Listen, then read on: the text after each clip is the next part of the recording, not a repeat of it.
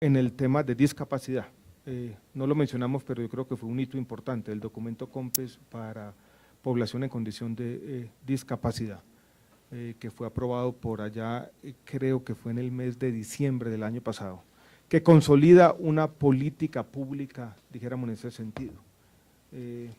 Yo creo que nos ha faltado, y lo digo sinceramente, difusión a ese documento COMPES. En el tema de víctimas, lo mencioné al final, hemos venido avanzando en el programa de atención psicosocial a víctimas del conflicto. Cuando hicimos el lanzamiento de este programa hace aproximadamente 3 o 4 meses, yo creo que la misma unidad de víctimas reconoció que en el área de salud es donde más se ha avanzado. Los otros temas, los temas de envejecimiento y vejez, los temas de género y familia, yo creo que hacen parte del conjunto de políticas públicas y están, dijéramos, contenidos, entre otros, en el Plan Nacional de Salud Pública, que tiene un enfoque de género y que identifica, dijéramos, esas poblaciones con necesidad de una atención especial. Desde que hicimos pública, ministro, nuestra intención de hacer esta audiencia pública de rendición de cuentas, pues también a través de Twitter los ciudadanos empezaron a formularnos sus inquietudes. Uno de ellos es Pablo Rodríguez, @medipabloa. Él manifiesta de por qué están a punto de cerrarse tantos hospitales públicos. Bueno, yo creo que es una pregunta importante.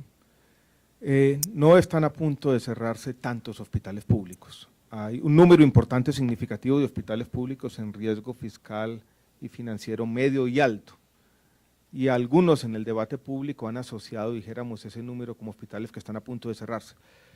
Yo quiero aprovechar, dijéramos, esta pregunta para señalarles un ejercicio académico en el buen sentido que estuvimos haciendo en los últimos días. Le pedí a uno de esos estudiantes que mencioné hace un rato que tratáramos de correlacionar a ver si existen un conjunto de variables que explicaban la probabilidad de que un hospital entre en riesgo financiero medio y alto. Por ejemplo, si la presencia de EPS liquidadas en un departamento tenía algo que ver con la probabilidad de que un hospital en ese departamento tuviera unas condiciones financieras más problemáticas. O por ejemplo, que la presencia de Caprecon, que no es un buen pagador en el régimen subsidiado, lo tenemos que aceptar claramente, incidía sobre esa probabilidad. O la población del municipio, uno podría pensar que en municipios muy pequeños, municipio de 2.000, 3.000 habitantes, una empresa social del Estado enfrenta condiciones de demanda más complejas y por lo tanto podría caer en riesgo fiscal y financiero. Ensayamos un conjunto amplio de variables dijéramos estructurales que podrían explicar esas condiciones financieras problemáticas. El resultado del ejercicio fue claro, ninguna de esas variables incide o parece incidir sobre la probabilidad de estar en el riesgo financiero medio y alto. Una forma de mirar este ejercicio o de sacar, dijéramos, una conclusión que es importante, y es que la variable clave a la hora de explicar las condiciones financieras y también las condiciones de atención de un hospital es la gestión. Esa labor que hacen los gerentes. He dicho, un hospital se distingue de otro por un buen gerente. En el fondo, dijéramos, esa es la conclusión. Parece una conclusión obvia, pero es una conclusión, dijéramos, importante. Tuve la semana pasada una reunión, no voy a mencionar el nombre de los gerentes, pues son hospitales de tercer nivel importantes en el país. Los dos tenían unas deudas muy parecidas. Uno me dijo, a mí las EPS me deben casi 80.000 millones. El otro me dijo, a mí me deben casi 90.000 millones. Las condiciones de uno y de otro hospital son completamente contrarias. Uno tiene unas condiciones financieras óptimas y de atención que son comparables con cualquier IPS privada. El otro enfrenta una crisis profunda. En uno de esos diálogos, y les estoy contando tal vez más anécdotas de las que quisiera, estuve hablando con un psiquiatra ya veterano, lleva 25 años trabajando en un hospital del Atlántico. Y en esa conversación me dijo algo que me quedó sonando y que quiero compartir con ustedes esta mañana en este ejercicio de rendición de cuentas, y es lo siguiente. Me dijo, mire, el tema de las EPS se le ha convertido a los hospitales públicos, lo que se le convirtió en el bloqueo americano a Cuba, la disculpa para todos los males y la forma, dijéramos, de justificar todas las cosas que pasan. Entonces yo quisiera insistir una y otra vez en ese tema, en la necesidad de una buena gestión. Lo público no puede separarse de la política, están inherentemente unidos. Y por eso lo que hemos, dijéramos, propendido con la reforma de la salud, entre otras cosas, es llevar a los hospitales esa buena política, esa buena gestión pública, esa acción que logra que tengamos hoy en Colombia algunos hospitales públicos que son un ejemplo para todos, y esto es lo que quisiera señalar. El Hospital San Jorge en la ciudad de Pereira, o el Hospital General en Medellín, o el Hospital Departamental en Nariño, que son un ejemplo para todos y un orgullo para esas regiones. Tenemos ya llamadas, saludamos al señor Anthony Gómez desde la ciudad de Cali. Muy buenos días. Señor Anthony Gómez. Buenos días. Buenos días. Señor Anthony Gómez, muy buenos días. Nos haría usted desde Cali, ¿verdad? Sí, claro. Cuéntenos, el ministro, los viceministros y el secretario general lo escuchan. ¿Cuál es su inquietud? No lo escucho, que me repita mi pregunta. Sí, por favor. Bueno, invertimos en tecnologías en salud, pero ¿qué pasa con la inversión en tecnología en salud en las IPS públicas que están siendo liquidadas, en las IPS que necesitan ser competitivas?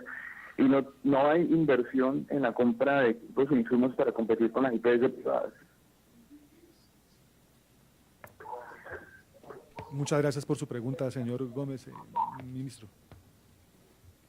Yo creo que es una buena pregunta.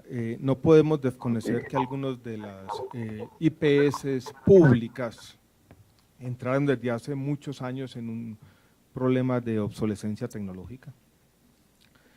Problema que se ha venido solucionando de dos maneras distintas. Una que a veces funciona, pero muchas veces es problemática, y es la tercerización de ciertos servicios. Como yo no puedo invertir, entonces yo me consigo un tercero, y al tercero le arriendo o le digo que trabaje en ciertos servicios en el hospital. Cuando esos contratos son bien hechos, esto es una alternativa. El problema es que muchas veces estos contratos no son bien hechos y van parcelando los hospitales públicos, y eso se traduce a su vez en condiciones de insostenibilidad en el mediano plazo. Algunos otros hospitales, volviendo a la variable de gestión, han podido tener recursos propios para invertir, y vuelvo a mencionar el Hospital San Jorge de la ciudad de Pereira, que hoy da excedentes por 15, 20 mil, 25 mil millones de pesos al año. Lo mismo pasa con el Hospital General de Medellín. Pero sabemos que muchos no lo van a poder hacer y que es necesario tener recursos de inversión centralizados para hacer eso. Por eso, como lo dije hace un rato, estamos promoviendo para el proyecto de el presupuesto general de la Nación del año 2015, un proyecto en ese sentido. Pero quisiera llamarle la atención, dijéramos, como comunidad y como sector de este hecho que a veces es preocupante. Una fuente importante de recursos para invertir en los hospitales públicos y que sería socialmente muy rentable, absolutamente productiva, sería utilizar los recursos del Sistema General de Regalías para superar esa obsolescencia tecnológica. ¿Qué pasa con las regalías? Que este sector lo están priorizando por allá en el número 6 o número 7, en el mejor de los casos. Primero vienen las vías, viene la vivienda, viene el saneamiento básico, y entonces yo sí encuentro un hecho que es paradójico, y es una queja de que los hospitales se quedan atrás en términos de tecnología, pero quienes tienen los recursos y podrían invertir en los hospitales y tienen la responsabilidad, que son las entidades territoriales, gobernadores y alcaldes, no priorizan los recursos de regalías en estas inversiones. Yo creo que ese sí es un hecho sobre el que vale la pena llamar la atención. Desde el auditorio nos formulan la siguiente inquietud: las áreas de gestión sanitaria propuestas en la reforma de la salud no van en contravía con la medida de movilidad. Le voy a dar la palabra al señor viceministro, pero me parece que la pregunta apunta más a la portabilidad que a la movilidad, porque son las áreas de gestión sanitaria es la que circunscriben la operación de una gestora de servicios de salud que reemplazaría a las empresas o a las EPS a un área específica, y eso de alguna manera reñiría con la portabilidad, que lo que trata es de garantizar el servicio a lo largo y ancho del país. Pero ahí tiene esta preguntita, Norma Julio, muy buena. Muy bien, yo creo que hay que diferenciar como los dos temas. El primero, las áreas de gestión sanitaria, lo que definen es una circunscripción geográfica en la cual opere el aseguramiento por parte de los aseguradores que se ubiquen en en esa área de gestión sanitaria. Sin embargo, la gente se va a seguir moviendo por todo el país y esto no puede ser una camisa de fuerza para que esta medida de movilidad se vea afectada. Al final lo que tendrá que pasar es que entre las diferentes EPS de áreas de gestión distintas habrán que tener o tendrán que llegar a acuerdos para atender a la población que transitoriamente se desplace desde su sitio de afiliación a otro municipio, porque igual la persona, el muchacho que vive en el Cauca y que se desplaza a Bogotá, va a tener que estar acá y en su momento la EPS que lo asegura en el Cauca tendrá que garantizarle, bien sea o con una red aquí al interior del distrito o en acuerdo con otra EPS, el acceso a los servicios básicos de medicina, de urgencias, etcétera. Entonces, por el contrario, yo creo que vía la coordinación, en este caso interinstitucional, el decreto de movilidad, digamos, permanecería claramente independientemente de la determinación de estas áreas de gestión sanitaria. Muchas gracias, viceministro. Antes de continuar con este ejercicio de preguntas, quiero precisamente proponerles el ejercicio que para conocer la opinión sobre esta rendición de cuentas de quienes están presentes en este auditorio y quienes nos ven a través de nuestra transmisión en internet, pues a que diligencien una encuesta precisamente sobre su opinión de esta audiencia. Las personas asistentes en el salón lo pueden hacer por escrito con unos papeles que les entregan a la salida del auditorio y quienes nos están viendo por la transmisión en internet lo pueden hacer a través de la página web del ministerio www.minsalud.gov.co. Y vamos con otra de las preguntas que nos formularon los ciudadanos en este proceso previo de la celebración de esta rendición de cuentas a través de correo electrónico. La señora Úrsula Mora desde Bogotá nos hace el siguiente comentario. Al tener en cuenta el precio de los medicamentos, se tomaron fue los CUM, pero ¿cómo piensa el ministerio verificar que lo que eso cause es que se incite la compra de los medicamentos que no están regulados y que tienen el mismo principio? Bueno, la pregunta es interesante. Si tiene el mismo principio, yo creo que no se presentaría este problema porque todos los que tienen el mismo principio están regulados. Sí puede ocurrir y hemos encontrado, todavía son anécdotas, todavía no estamos del todo preocupados, medicamentos que no tienen el mismo principio, pero sí tienen, dijéramos, el mismo objetivo terapéutico. Uno regulado, el otro no regulado. El no regulado recién ingresado al país con precios exorbitantes que después de la regulación comienza a usarse sistemáticamente. Todas las regulaciones tienen consecuencias indeseadas y por lo tanto uno como regulador tiene que estar en esta especie de juego del gato y el ratón, viendo a ver cómo los agentes se ajustan o muchas veces se sobreajustan a las regulaciones. Eso hace parte, dijéramos, de cualquier ejercicio regulatorio en cualquier parte del mundo. Y por eso nosotros tenemos que estar observando cuáles son las reacciones o consecuencias de la regulación. Vuelvo y repito, sobre este tipo de comportamiento tenemos algunas anécdotas, pero todavía no alcanzan a ser preocupantes. Y en eso yo creo que también, y vale la pena señalarlo, hay una responsabilidad social que trasciende la del ministerio. Los médicos, en particular los médicos especialistas, tienen una responsabilidad. Y si la práctica simplemente es ir a medicar aquellos medicamentos no regulados y más caros, porque permiten una mayor rentabilidad a la IPS o a quien fuere, aquí estamos ante un comportamiento irresponsable que atenta contra la sostenibilidad del sistema. Gracias, ministro. Y una segunda parte de esta larga pregunta que nos formula la señora Úrsula Mora está relacionada como ¿cómo piensa el ministerio darle un buen alcance al manejo de la circular 030? Pues eso solo se ha quedado en el envío de información y de dinero nada, manifiesta esta ciudadana. Sí, la circulación 030 ha sido coordinada por el Ministerio y la Superintendencia Nacional de Salud. Yo quisiera darle la palabra al doctor Norman Julio, que con la doctora Carmen Eugenia aquí presente han sido los promotores de la circular 030. Yo creo que para pedagogía, Norman Julio, es bueno explicarle a la gente, a quienes están aquí, a quienes nos siguen por internet, qué es la circular 030 y después responde la pregunta. Gracias, ministro. La circular 030, como lo hacíamos en la explicación de la política de saneamiento, simplemente lo que determinó fue que tanto los acreedores como los deudores pudieran reportar la información factura por factura en un solo ambiente de sistemas. Es decir, que pudiéramos tener coincidencia entre la factura del que paga y la factura del que dice que le están debiendo esos recursos. Eso es básicamente lo que hizo la circular 030. Este proceso se venía haciendo de manera puntual, es decir, por ahí cada 6 meses o a veces cada año. Lo que hace la circular 30 básicamente es volverlo regular, es decir, que todos los actores del sistema tienen la obligación de reportar mensualmente la información que van derivando de las facturas. ¿Eso qué nos permite? Nos permite, digamos, terminar, digamos, con esa discusión sobre cuánto es el tamaño de la cartera y quién es el que debe y quién y dónde están las deudas. Lo mencionábamos en la presentación inicial. Se identificaron en este primer proceso cerca de 768.000 millones de pesos que cruzaban, es decir, que lo reconoce el hospital y lo reconoce una EPS o lo reconoce una entidad territorial con la EPS, es decir, se reconoce la deuda. Es necesario volver a indicar para responder ya en ese contexto la pregunta de doña Úrsula.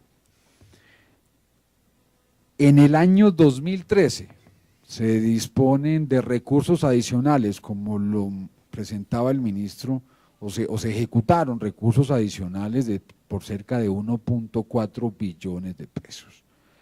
Las fuentes hoy están identificadas de estos recursos adicionales. Luego, nuestra tarea aquí, conjuntamente con la Superintendencia Nacional de Salud, una vez realizado, digamos, este proceso, es conminar a las entidades deudoras a que atiendan estas obligaciones de manera oportuna. Vuelvo e indico, hemos dispuesto recursos por cerca de 4 billones de pesos, 4.4 billones de pesos, para atender, si no todas, una gran parte de estas deudas. Entonces yo creo que la tarea empieza con la circular 030, creo que esa es una tarea compleja, es una tarea que de aquí en adelante nos va a permitir poder tener las cuentas claras y fundamentalmente priorizar mecanismos tales como la compra de cartera para aquellas entidades que reporten la información de manera oportuna y en donde se identifique claramente que hay una deuda reconocida por ambas partes. Quiero recordar a quienes siguen esta transmisión a través de internet que pueden contactarnos a través del teléfono en Bogotá 330-5000 en la extensión 4001 o a través de la línea gratuita nacional 018 11 50 66. El señor Carlos Gutiérrez, presente en este auditorio, nos formula la siguiente pregunta. Ministro, ¿puede usted asegurarle a los ciudadanos que con las reformas en marcha no se va a acabar la tutela en salud? Puedo asegurarlo claramente, la ley ordinaria nada tiene que ver con la tutela. Lo que hizo la ley estatutaria fue hacer una definición del contenido del derecho fundamental a la salud, trayendo a cuenta unos criterios que son, yo creo que unos criterios que ya hacían parte de nuestra normatividad y que yo creo que fijan, dijéramos, algunos límites absolutamente razonables hacia dónde puede llegar la responsabilidad del Estado. Por ejemplo, yo creo que el Estado no debe pagar por lo que no funciona, por lo que no tiene ninguna evidencia, como dice la ley, sobre su eficacia o efectividad.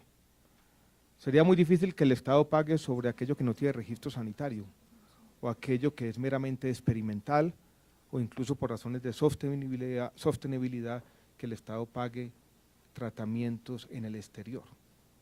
Más allá, dijéramos, de esos casos que definen estos criterios de exclusión mencionados en la ley estatutaria, aprobados legítimamente en el Congreso, hoy en día hacen parte de lo que uno podría llamar, dijéramos, un contrato social. Legítimamente la sociedad se pone de acuerdo para decir este es el contenido del derecho, así quedan limitadas las responsabilidades del Estado. Y dijeron, yo creo que nadie podría argumentar en contra de esos criterios. Más allá de eso, yo creo que nada le pasa a la tutela. Lo que sí hemos dicho y hemos querido decir, dijéramos una y otra vez, es que todas esas reformas propenden o apuntan para que entonces la balanza. No es una solución fácil, no es fácil para ningún sistema de salud del mundo. No es fácil incluso para una gran EPS pública centralizada, como ocurre en México con el Instituto Mexicano de los Seguros Sociales, que concentra todas estas funciones, dijéramos, de articulación y recibe las mismas quejas que tenemos, dijéramos, en Colombia. Ahí está, en ese núcleo, esa es la pepa, dijéramos, de lo que tenemos que hacer en todo el sistema de salud, y creo que la reforma avanza efectivamente a lograr esta suerte de equilibrio que necesitamos para garantizar ese objetivo de sostenibilidad sin ir en contra de los objetivos primordiales de acceso oportuno y con calidad.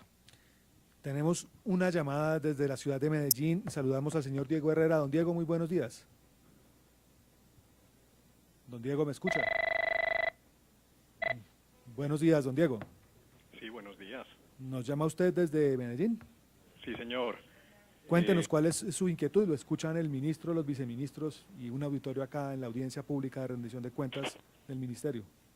Sí, muy buenos días. Mi inquietud es la siguiente. Yo vivo en Medellín y tenía Confenalco EPS ahora en liquidación. Me han trasladado a Famisanar, que solo tiene sedes prestadoras de servicios en Bogotá.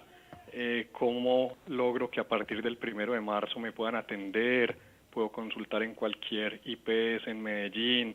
¿O qué procedimiento debo llevar a cabo? ¿El empleador cómo sigue pagando a esta EPS que queda en Bogotá? Bueno, yo creo que es una muy buena pregunta. Ya aquí está el superintendente de salud con nosotros y va a ayudarnos a responder, a darle claridad al ciudadano. Por las redes sociales, doctor Gustavo, desde la semana pasada he visto muchas quejas similares. O sea, la gente diciendo, yo estaba afiliado a Confenalco, me afiliaron a esta EPS en Bogotá o en Barranquilla o en Cali, y yo creo que hay muchas inquietudes al respecto y vale la pena aprovechar este ejercicio de rendición de cuentas para hacer claridad al respecto. Perfecto, ministro. Buenos días, muchas gracias. Buenos días a todos los televidentes y a todo el auditorio. Muchas gracias por la pregunta, Diego. Lo primero que hay que decir es que la liquidación de una EPS obedece al convencimiento al que llega el Gobierno Nacional y la Superintendencia de que la mejor forma de garantizar la prestación del servicio es precisamente liquidando la EPS y trasladando a los afiliados. Es decir, es una medida de protección a los afiliados. Ese es como el primer mensaje. En segundo lugar, hay que decir que en virtud de unas normas recientemente expedidas por el Gobierno Nacional, lideradas por el ministro de Salud y su equipo, se reguló de mejor manera precisamente la inquietud del televidente, que es el tema de los traslados y de los derechos que tienen los afiliados en estos casos excepcionales de liquidación. Las nuevas normas establecen que precisamente para garantizar que los afiliados no tengan un solo minuto sin protección, el liquidador de la entidad debe proceder al traslado siguiendo unas reglas de reparto proporcional. Una vez trasladados, y aquí empiezo ya a contestar en concreto la pregunta, el afiliado, en este caso don Diego, tiene el derecho a escoger su EPS, debe acercarse a la EPS de su preferencia y iniciar los trámites. La EPS no se puede negar a recibirlo, pero en este momento la persona está protegida y cubierta por el sistema, en este caso, en el ejemplo propuesto por quien preguntó, por Famisanar. Ahora bien, el reparto se tiene que hacer por departamentos y el primer requisito que se evalúa para saber qué EPS pueden recibir afiliados es precisamente que la EPS esté habilitada para funcionar en ese departamento. Si una EPS está habilitada para funcionar en ese departamento y, como lo afirma don Diego, no tiene red suficiente, ahí hay una irregularidad que investigaremos. He tomado atenta nota, don Diego, de la circunstancia que usted afirma de que Famisanar no tiene red suficiente en Antioquia, porque de ser eso cierto, hay una irregularidad que tendríamos que entrar a mirar y a sancionar. Pero en principio usted en este momento está asegurado, Famisanar tiene que prestarle todos los servicios a los que usted tiene derecho y usted en este momento tiene el derecho de explorar otras alternativas y cambiarse si llega al convencimiento de que ese es el mejor camino para usted y su familia. Muchas gracias, señor ministro. Doctor Gustavo, ¿qué decía ahí? Antes de que usted llegara, yo creo que una buena pregunta de un anónimo aquí del auditorio, que nos reclamaba con parte razón que hemos hablado por mucho tiempo de una depuración de las EPS, pero que esa depuración no se ha dado. Yo señalaba, dijéramos, algunos de los problemas y la necesidad de hacer esa depuración de manera gradual y ordenada, pero quisiera que nos hiciera, dijéramos, un resumen de sobre todo lo que ocurrió el año pasado. ¿Cuáles EPS fueron liquidadas, cuáles están en medida y cómo, dijéramos, desde la superintendencia se ha avanzado en esa estrategia de depuración, entre comillas? Gracias, señor ministro, por la oportunidad. En efecto, digamos, el 2013 se inició con unos procesos de liquidación en curso que se habían ordenado a finales del 2012. Esos procesos se iniciaron de forma muy accidentada.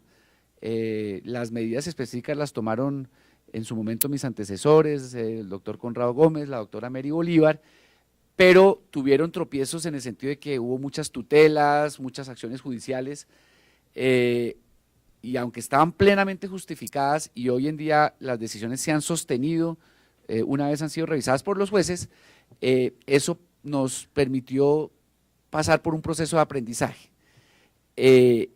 Me refiero específicamente, señor ministro, usted conoce bien esos casos, a los casos de Selva Salud y Salud Cóndor, dos EPS del sur del país que hoy en día ya son procesos liquidatorios prácticamente culminados, y los afiliados a esas EPS hoy en día están debidamente cubiertos por otras EPS que garantizan un mejor servicio. En virtud de ese, podríamos llamar proceso de aprendizaje, se propició una discusión al interior del gobierno y en virtud de esa discusión se cambió, digamos, la política de liquidaciones de la entidad, de las EPS, en dos sentidos. Uno, en el sentido de cuándo debe liquidarse una EPS y cómo debe surtirse ese proceso de liquidación, y dos, cuáles son las reglas para proteger a los afiliados en esos casos.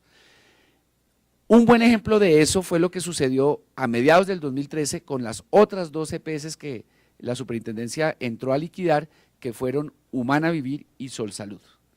Yo diría, con algo de inmodestia, que esas dos liquidaciones son liquidaciones modelo, en el sentido de que se hicieron en el tiempo previsto por las normas, priorizando la protección de los afiliados y con un rigor metodológico y jurídico que ha permitido que nadie le haga un reproche a la forma como se han manejado esas liquidaciones.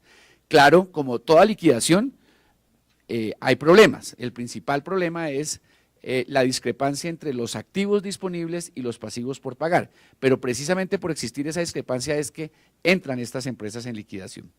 Y a principios de este año, como ya lo mencionábamos, a raíz de la pregunta anterior, decidió liquidar Confenalco Antioquia, de modo que ya pues hay 5 EPS menos, lo que explica un proceso de consolidación por esa vía. Por otro lado, se han dado, en virtud de normas también expedidas por el gobierno, la figura de las alianzas, como en el caso de Antioquia, donde la creación de Sabia Salud es otra forma de consolidación del sector.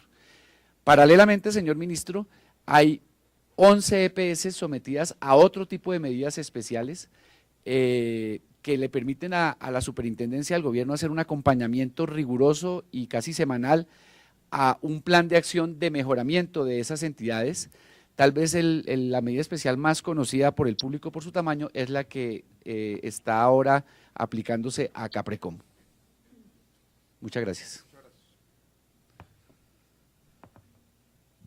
Tenemos una inquietud que nos formula un internauta a través del chat de la transmisión en streaming, y es la siguiente: el plan de intervenciones colectivas no es atractivo para las S por no ser rentable.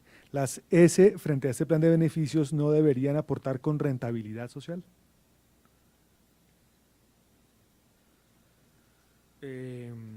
No entiendo, dijéramos, la pregunta en su esencia, pero Fernando me ayuda.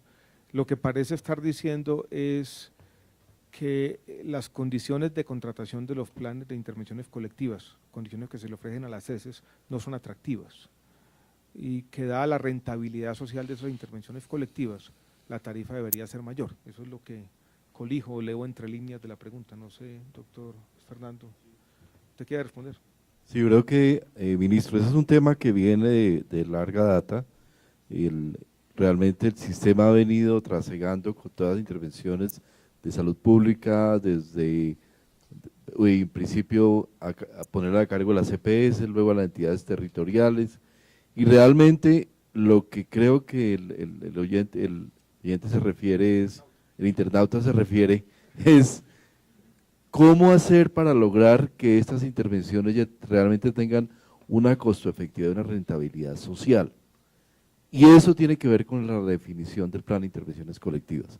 En este momento precisamente estamos trabajando en ese tema para poder entregarle al país, pero eso ya será motivo de la rendición de cuentas de quien la haga el año entrante, es un modelo de intervenciones colectivas donde realmente tenga la posibilidad las EPS y las ESES de contratar acciones que tengan efectividad sobre la población y efectividad comprobada en la evidencia técnica y en la evidencia científica. Yo creo que hay un gran reto, ministro, y ese reto es cómo lograr que las intervenciones realmente sean consolidadas y creemos, y el doctor Elkin aquí tiene un poco la fecha de cuándo tendría que lanzar esto, pero esperamos que en un par de meses por lo menos esté terminado este proceso que nos lleva a mayor rentabilidad.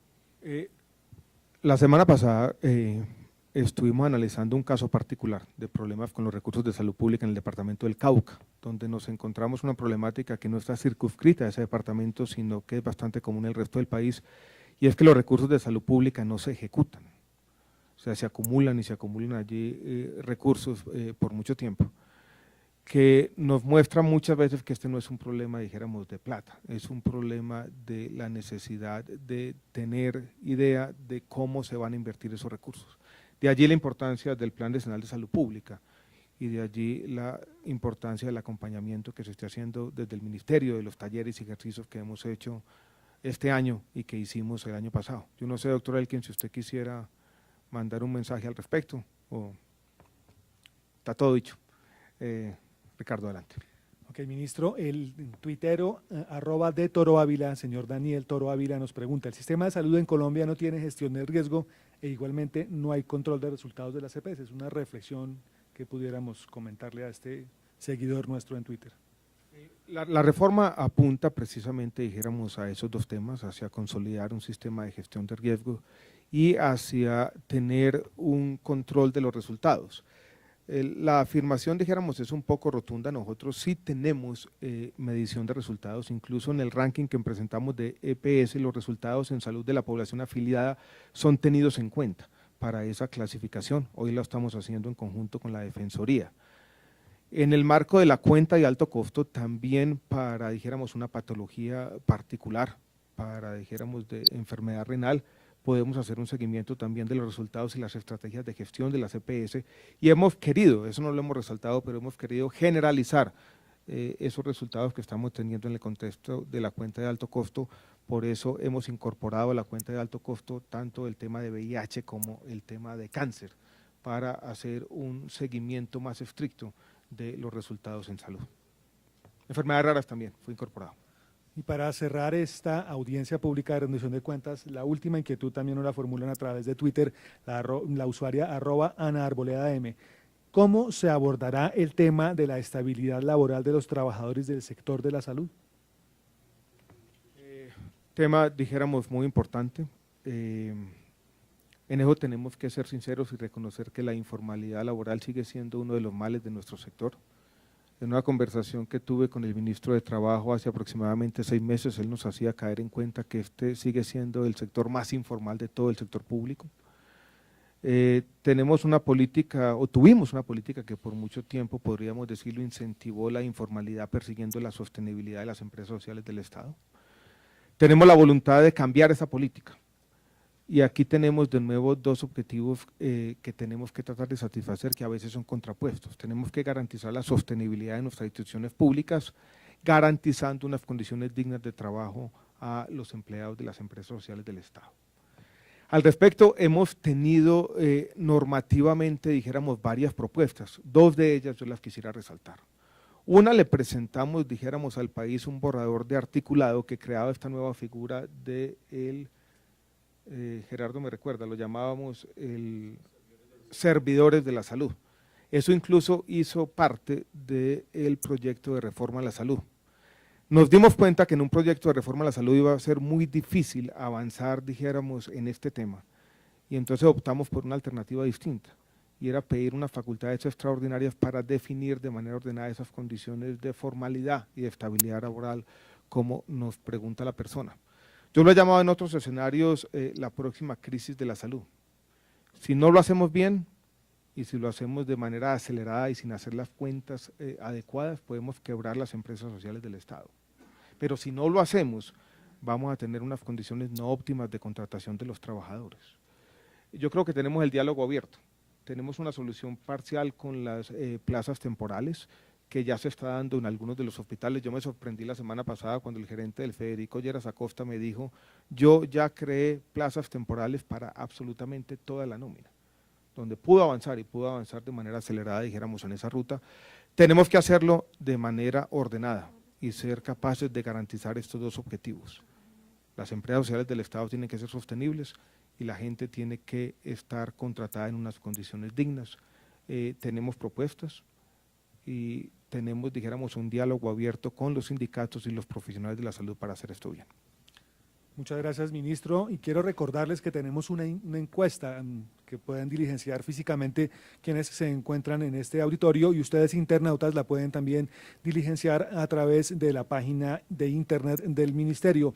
Les recuerdo además que todas las inquietudes que no logramos responder durante esta audiencia, e inclusive las mismas que fueron solucionadas durante la última hora, serán publicadas en la página web del Ministerio de Salud y Protección Social.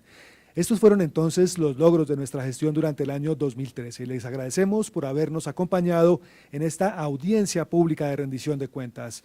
Pueden seguir consultando nuestra información en nuestro portal de internet en www.minsalud.gov.co, en nuestra cuenta de Twitter @minsaludcol, en nuestra página de Facebook www.facebook.com/minsaludcol o en nuestro canal de YouTube MinSaludCol en Prensa. Muchísimas gracias, ministro. Gracias, Ricardo. Muchas gracias a quienes nos acompañaron aquí en el auditorio. Muchas gracias a quienes nos siguieron con paciencia en estas 2 horas a través de nuestra página de internet. Y quisiera darle un agradecimiento especial a los funcionarios del ministerio y de las entidades del sector por un año donde yo creo que tenemos muchas cosas que mostrar. Siempre habrá más que hacer y siempre los logros en un sector tan difícil serán insuficientes, pero yo sí quiero darle una gracia sincera por el compromiso y el trabajo diligente y denodado en el año anterior. Gracias a todos.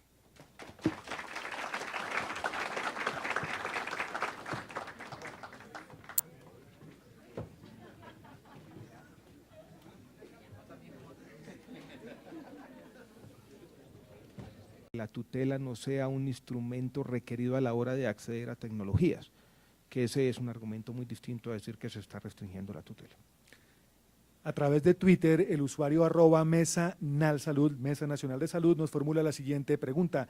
¿Cuál es el trámite que se ha hecho para recuperar los 32.000 millones de pesos que le debe Caprecom al HV? Yo quiero decir algo sobre el HV en general. Hoy en día hay una situación difícil, dijéramos, de deudas muy grandes. Es el Hospital Universitario del Valle, dijéramos, para todos. Deudas que pueden llegar, dijéramos, a los 100.000 millones de pesos. Hay un ejercicio que ellos tienen que hacer de conciliar y saneamiento de esas deudas. Pero nosotros hemos estado trabajando desde el año pasado con el doctor Rubiano en mejorar esas condiciones. Fue uno de los hospitales beneficiarios después del Federico Lleras al que más cartera le compramos. Nosotros tenemos, dijéramos, un diálogo con Caprecom todo el tiempo tratando de llamar la atención sobre la necesidad de que se cancelen esas obligaciones. No hemos dejado solo, como se ha dicho, el Hospital Universitario del Valle. Yo creo que es un hospital fundamental para la prestación de servicios a la población más pobre en el occidente colombiano. Yo creo que valdría la pena, viceministro, que dijéramos una mención de las diferentes acciones, cómo está el Hospital Universitario del Valle en el tema de compra de cartera y lo que seguiremos haciendo. Sí, ministro. De las 125 IPS beneficiarias de este primer tramo de compra de cartera, el Hospital Universitario del Valle recibió o se hizo una compra de cartera por 17.353 millones de pesos. Una gran parte de esta corresponde a deudas de Caprecon, que era uno de sus principales deudores y que empieza a ser, digamos, un camino hacia la solución, sobre todo esa cartera vencida y de mayor antigüedad. La segunda, el segundo tema importante con el que hemos venido trabajando con el Hospital Universitario del Valle es la necesidad de contar con unos contratos mucho más estables en el tiempo, con las diferentes EPS con las cuales tiene contratación, y especialmente con las del subsidiado en un propósito fundamental, y es garantizarle el giro directo de recursos, de una buena proporción de recursos que le permita garantizar su operación permanente. Entonces, de un lado, fue beneficiario y seguirá siendo beneficiario seguramente de otros tramos de compra de cartera, pero en este primer tramo fue uno de los principales beneficiarios, 17.000 millones de pesos. Eso resuelve un poco el problema del pasado, y a futuro necesitamos garantizar que el giro directo a través de los contratos que formalmente pueda establecer el hospital permitan que los recursos fluyan y que esas deudas no se vuelvan a envejecer, como ya pasó con los recursos de que habla la pregunta, el señor que nos pregunta. Ok, perfecto. Otras inquietudes que hemos recibido por Twitter, una del señor Juan David Velázquez, @JuanDavidBR, dice: ¿cuándo se tendrá en cuenta a los hospitales de primer nivel, que somos la puerta de entrada al sistema, y las EPS nos quebraron? Y es una similar pregunta a la que formula @ANIRNacional, que ha hecho Minsalud para que las EPS paguen las cuentas pronto, ya que pagan a 60 días y más quebrando la red pública. Aquí el doctor Fernando Ruiz dijo que se pidió responder esta pregunta. Antes de darle la palabra, yo quisiera señalar un hecho importante, digamos, dentro de los avances institucionales, no del año pasado, sino que se han venido dando en los últimos años, y tiene que ver con el giro directo. El giro directo, para muchos de estos hospitales de primer nivel, ha sido una salvación. Entonces yo creo que le falta por lo menos un matiz a esta pregunta, porque los hospitales de primer nivel han sido, repito, esos primeros beneficiarios del giro directo. No todos están quebrados. Quiero volver a traer a cuento el ejercicio que mencioné hace un rato. La variable clave no son las EPS, la variable clave para explicar las condiciones financieras de los hospitales públicos es la gestión. Pero, doctor Fernando, lo vi con ganas de responder la pregunta. Adelante. Muchas gracias, ministro. Yo creo que es una pregunta muy importante, pero yo diría que es un poco más compleja de lo que plantea la que plantea quien la pregunta. No solamente el problema de los hospitales y de la red de primer nivel es un problema de la relación con las EPS, hay un tema mucho más complejo, y es lo que planteaba el ministro en su presentación inicial, tiene que ver con el grado de obsolescencia al cual ha afectado al primer nivel de atención, y la pérdida que lo hemos tenido como puerta de entrada al sistema. Es evidente que durante muchos años se vino estructurando un sistema donde la puerta de entrada se ha vuelto la urgencia de los hospitales, y hay que volver a restituir el primer nivel, llevándolo a un uso que hasta ahora solo está en cerca del 60% en la utilización. Pero este paso implica trabajar muy fuertemente en algo que hemos venido trabajando y que será uno de los retos para este año del Ministerio de Salud, es cómo generar un modelo de atención que a nivel nacional integre los diferentes niveles y que tenga la oportunidad de darle al ciudadano, al usuario del sistema, la posibilidad de tener una atención con calidad y realmente resolutiva en el primer nivel de atención. No sacamos nada con simplemente mejorar la infraestructura del primer nivel de atención, sino le damos consecuentemente unas condiciones de calidad y funcionalidad. Nosotros creemos que la gran oportunidad que tenemos acá es la posibilidad de el plan territorial que vamos a armar que estamos armando a partir del Plan Decenal de Salud Pública, el área de la situación de salud, y poder enlazar el plan de intervenciones colectivas que el Ministerio tiene el reto también de formular este año, con la posibilidad de darle a ese primer nivel tanto una posibilidad de acciones colectivas e individuales que lleven a un cambio y que incluya elementos que pueden ser tan importantes como la medicina y la salud familiar y comunitaria. Ese es un reto de largo plazo y que hay que empezar a construir, pero creemos que es mucho más complejo y que en ese sentido esperamos que en el desarrollo de este año podamos darle buenas noticias al sistema al respecto. Gracias, Fernando. Detrás de la pregunta, dijéramos también, yo creo que hay, dijéramos, un reclamo de por qué la compra de cartera no ha beneficiado los primeros niveles. La semana pasada en el Banco Magdalena yo me comprometí públicamente a ampliar la compra de cartera para que beneficie también a los primeros niveles, compromiso que reitero en este ejercicio de rendición de cuentas, que yo creo que es importante. También para todos, y esta es una noticia que no habíamos anunciado, pero yo creo que vale la pena mencionar, el viceministro Norman Julio viene trabajando desde hace semanas con la directora nacional de Caprecom para que en las próximas semanas Caprecom pueda pagarle a los hospitales, sobre todo a los hospitales públicos, pagarles 100.000 millones de pesos, 30.000 de esos 100.000 van a ir a los hospitales de primer nivel. Entonces, para responder de manera clara, sí va a haber compra de cartera para los primeros niveles y de lo que va a pagar Caprecom, que es adicional a la compra de cartera, va a haber también un beneficio directo para los primeros niveles de atención. El senador Jorge Ballesteros nos ha dicho que quiere hacer al respecto una aclaración, comentario o insinuación crítica, entonces bienvenido. Afortunadamente ya usted me respondió la inquietud.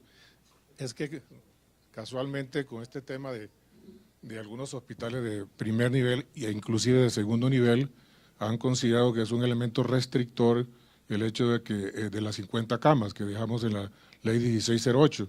Entonces era para una sugerencia muy respetuosa que ojalá se revisara ese condicionante de las 50 camas para que estos hospitales de primer nivel y muchos de segundo nivel y también clínicas privadas que hoy no acceden a la posibilidad de compra de cartera.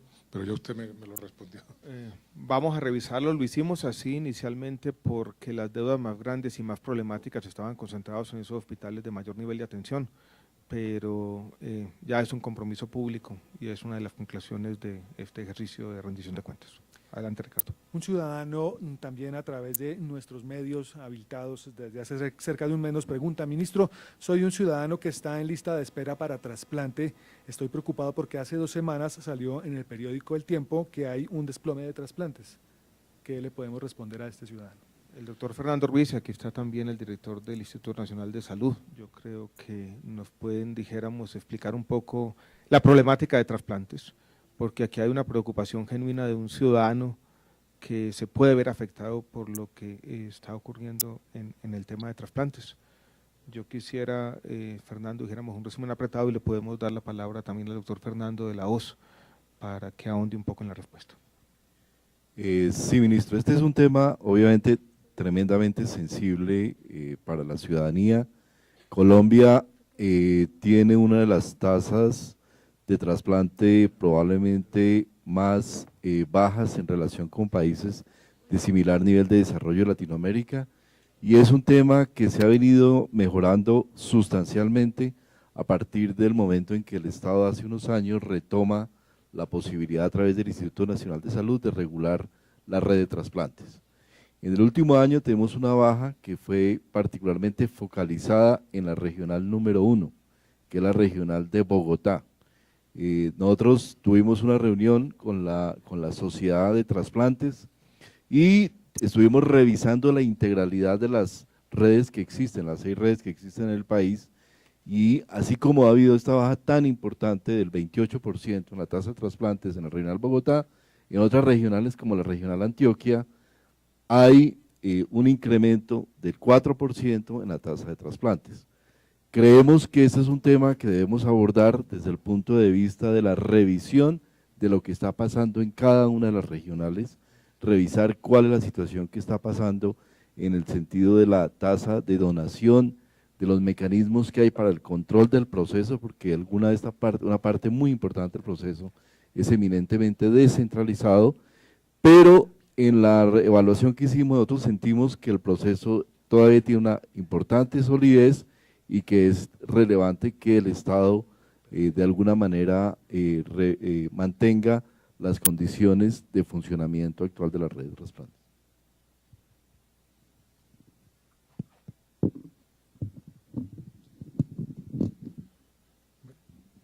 Solo para complementar lo que decía el doctor Ruiz, pues quería aprovechar la oportunidad para resaltar que el proceso, digamos, de transparencia en la otorgación de órganos del trasplante ha mejorado mucho durante los últimos años, pero probablemente la percepción de los colombianos no ha mejorado, digamos, en la misma proporción, por lo cual, digamos, es muy importante seguir haciéndole llegar el mensaje a todos los colombianos de que el proceso es transparente, de que los órganos se asignan por una estricta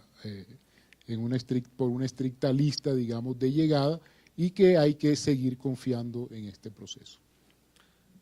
Muchas gracias, director. La señora Adriana Ocampo nos formula la pregunta: ¿cómo se va a controlar a las EPS para que le den los medicamentos a los usuarios?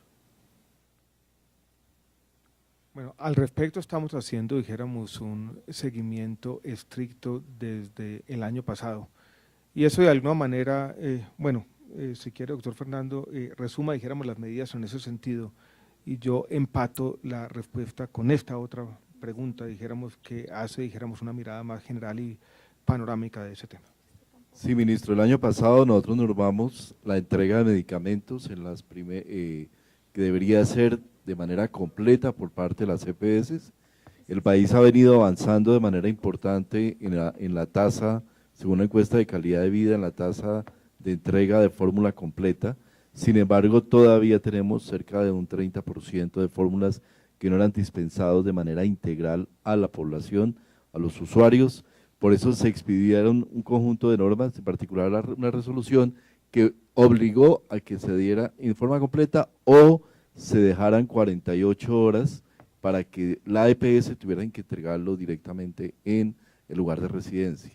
Sobre esto se dio un plazo para generar un modelo, un sistema de información y de reporte que en este momento está en construcción, pero independientemente de esto, que son eventos que se dan en el día a día del paciente frente a su EPS, nuestra recomendación es que se haga la respectiva queja cuando se presente este tipo de situaciones. Nosotros tenemos una clarísima intención de actuar y de actuar directamente con la propia Superintendencia de Salud para asegurar que se dé la medicación completa y poder identificar y tener trazabilidad de prácticas inadecuadas por parte de IPS o EPS en la formulación y en la completitud de la formulación, y tanto en pacientes agudos como en pacientes crónicos, en los cuales a veces la situación genera situaciones de salud que pueden llevarlos a deterioros muy importantes. Una persona presente en el auditorio nos formula la siguiente pregunta: desde el principio del gobierno prometieron depurar las EPS y no ha pasado nada. ¿Cuándo van a sacar las EPS malas? Buena pregunta, pero un poquito rotunda en sus afirmaciones, porque sí han pasado cosas. Aquí no está el superintendente de salud, pero uno podría decir, el año pasado algunas de esas EPS malas fueron liquidadas. Y yo creo que valdría la pena traer a cuento lo que pasa con Solsalud, lo que pasó con Solsalud, lo que pasó con Humana Vivir, lo que pasó con Salud Cóndor, lo que pasó con Selva Salud, y la lista es larga. Esta estrategia de depuración ha sido más difícil de lo planeado por un hecho, dijéramos, importante, y es que en algún momento uno se da cuenta, porque estábamos en medio de dificultades financieras del sector, que si empezara a hacer una depuración muy rápida, simplemente nos íbamos a quedar en buena parte del país sin posibilidades de atención. Y todo el mundo conoce las dificultades y los traumatismos para la gente y para los prestadores que traen consigo las liquidaciones de EPS. Entonces, yo creo que tenemos la voluntad de seguir avanzando en la estrategia de depuración, pero usted tiene que hacerse con orden y pensando primero en el acceso de la gente y segundo en las deudas y la sostenibilidad financiera de los prestadores. Esto no puede hacerse, dijéramos, de manera simultánea en todo el país. Desde Twitter, la usuaria @LolaCeniza pregunta: ¿cómo se garantizará que gestoras no nieguen servicios o los dilaten para quedarse con excedentes? Bueno, esta es una pregunta interesante que nos vuelve a los debates que tuvimos con el tema de la reforma de la salud, que son los debates ideológicos en un buen sentido de este sector. Detrás de la pregunta, yo noto, dijéramos, un argumento que se hace una y otra vez, y es el argumento de que si usted garantiza un excedente o si garantiza, dijéramos, la posibilidad de lucro por parte del agente pagador o articulador o asegurador, entonces va a tener negación sistemática de servicios. Esto es, se asocia la negación de servicios con la posibilidad de lucro en el agente asegurador o pagador. Ese es un argumento que se ha repetido muchas veces, que puede tener algo de verdad, pero que si uno lo confronta con los hechos del mundo, se encuentra con una especie de paradoja. Y es que las EPS que tienen más quejas, las que salen más abajo en todos nuestros rankings, las que niegan más servicios, son EPS públicas que no tienen ánimo de lucro. Allí entre las quejas muy arriba está Caprecom, está, dijéramos claramente, yo no quiero pues convertir este ejercicio de rendición de cuentas en una especie de señalamiento público, pero también está Convida. Todo el mundo es consciente, y aquí ustedes han transitado, trasegado en este sector por muchos años, los problemas con algunas de las EPS públicas regionales, Cali Salud, la misma Selva Salud, las EPS transitorias, por ejemplo, en los albores de la Ley 100 en el departamento de Risaralda. Eso nos ha llevado, dijéramos, en el tema de la reforma a la salud, a decir, esta no es una discusión o no debe ser una discusión sobre si existe o no la posibilidad de tener excedentes para ese agente articulador o pagador o administrador o asegurador, como lo queramos llamar. Si es una discusión sobre los incentivos, entendidos en un sentido amplio. Y nosotros tenemos que ser capaces, y a eso apunta la reforma, a tratar de conciliar o equilibrar dos objetivos que muchas veces son contrapuestos y opuestos. Uno es el de la sostenibilidad. Al decirle al agente pagador, como este es un sistema de aseguramiento, usted tiene que ser capaz de cuidar los recursos, de cuidar la plata. Y el segundo, usted tiene que ser capaz de garantizar unas condiciones de acceso y de calidad, ojalá óptimos. Eso no es fácil en ningún sistema de salud, de aseguramiento o no de aseguramiento. A lo que apunta la reforma de la salud es a equilibrar un poco la balanza. Tal vez en el pasado pusimos mucho énfasis en la sostenibilidad y olvidamos esos otros objetivos de acceso expedito, oportuno y de calidad. Por lo tanto, hemos dicho debemos pagar por resultados. Por lo tanto, hemos dicho debemos hacer un énfasis especial en el tema de gestión de riesgos. Y si ustedes miran ese último o esos últimos capítulos de la reforma, en el fondo lo que apuntan es exactamente a eso, a decir sostenibilidad sí, como tiene que ser en un sistema de aseguramiento, pero la sostenibilidad no puede ocurrir a expensas del acceso oportuno y de calidad, y equilibramos en la reforma en todo.